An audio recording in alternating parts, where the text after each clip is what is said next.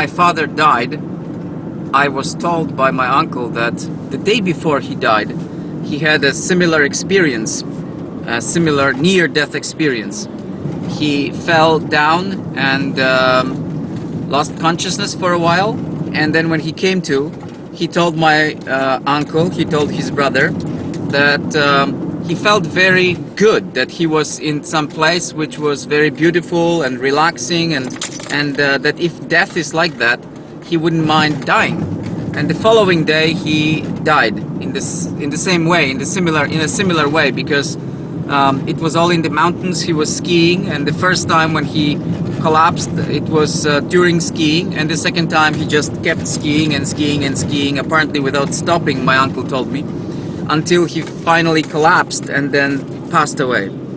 I think in some sense he chose to die at that point because he realized that he had nothing to be afraid of. He realized that death is not as bad as it seemed. Originally it seems like that to everyone, that death is scary and of course it's painful. We worry about that. So I would like to come to that point when I am dying that I don't fear death. I would like to die without fear, and I would like to die in peace. Is it possible? I hope so. I hope so. I hope that we can calm ourselves down before we get to that point where we die. We can relax ourselves by rationalizing about it, by thinking about it, and then we can get to that point where we are not afraid. Because it is a part of nature. It is natural to die. Everyone dies, and we just have to get used to the idea that we will die. So that's something to face, a challenge to face. It's like a test. You know, you can go to an exam and tremble before you go and sweat, buckets of sweat. But when you actually go to an exam and you are relaxed, it's much better. You don't really fear anything, and then you can pass the test very easily. So that's my hope, and I think that's everyone's hope, that we all get to that point where we can die peacefully. I am in the land of the samurai, and the samurai were always ready to die. They were prepared and not afraid. Or anyway, that was the ideal. Of course, everyone experiences things individually and they have their own feelings, but I think the general idea for the samurai was to be unafraid, was to face death every day and be prepared to die anytime. And so this is the land where I can see many examples of that. People are actually ready to die, and even by their own hand. So they commit suicide by harakiri, which is pretty awful when you think about it, opening one's own stomach and, you know, feeling the excruciating pain before you die. But still, they were ready to do it because they embraced death. And I think that this is something that I should also learn to do, to embrace death. I'm not going to open my own stomach, but, you know, any kind of death will be painful probably. And to be ready for it and not to be scared is something that I should aspire to. I imagine death to be like diving in water. If you dive with your body prostrated, perfectly straight and hands straight out, your whole body will smoothly go in and you will feel little discomfort or no discomfort.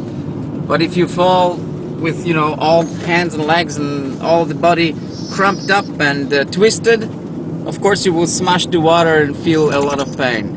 So no fear, no pain, and no stress, like my dog here that is making all this noise in the background.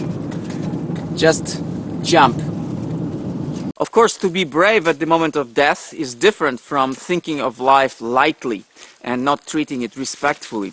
This life is a present, and we have a debt to pay off. We got the life from the world, and we should pay the world off. We should benefit the world. So to improve the world, to make the world a better place, is one of our duties. There are many ways in which we can benefit the world. If you have 2 arms and 2 legs, you can do a lot of things. But of course, even if you don't have 2 arms and 2 legs, or they are not working, you can still do your best and make this world a better place.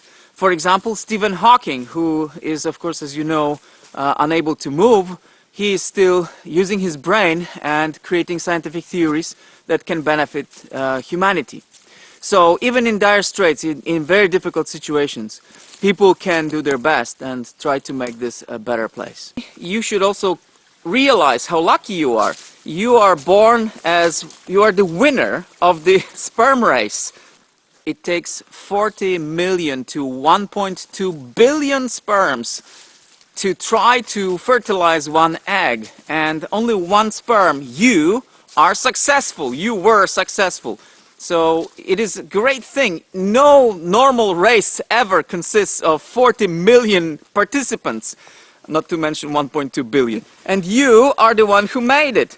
So you should consider yourself very lucky to be born. And then you are born as a human being. To be born as a human being is very special, very rare.